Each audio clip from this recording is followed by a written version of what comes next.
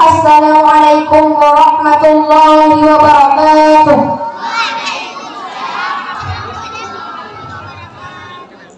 Nibah malam yang dengan bagiannya ilon akan terungkap realita dan fakta ibadah sekolah yang ikut lomba.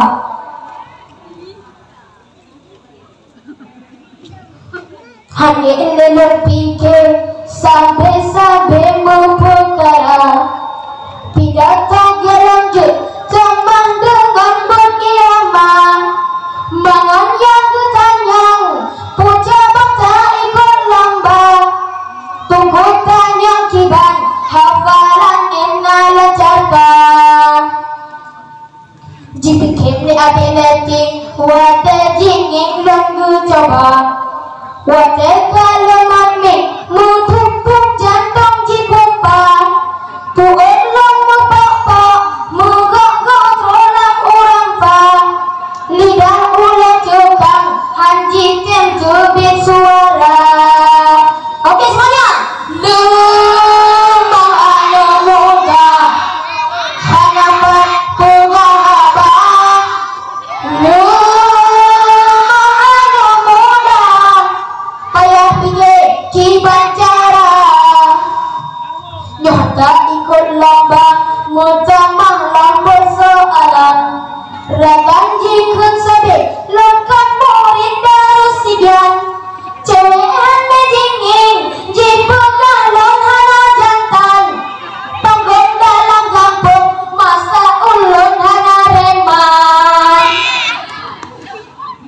Tiap malam lepike kiban cara long belajar, baru lemah kita ketetan jibagan mabar, tinggal dalam ule tante es memang alukan, pedu kita barak balap peca langsung barbar.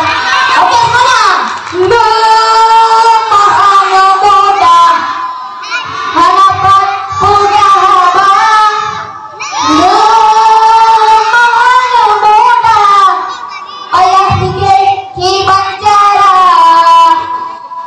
nyata ikut lomba mutamah lomba soalan, ragan jikun sabit lengkap murid darusian, cewehan mejingin jipegah longhana jantan, panggung dalam kampung masa ulun hana reman.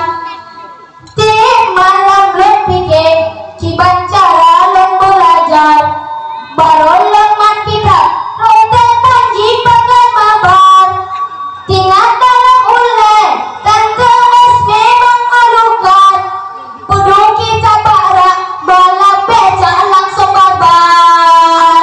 Sikata lemah anu muda hanapan bunga abang, lemah anu muda payah pikir kiban cara, payah pikir kiban cara. Nyambungan realita dan fakta sekolah mengenai lomba ibadah. Lomba pilih hadapan Allah wa yakum ajma'in. Assalamualaikum warahmatullahi wabarakatuh.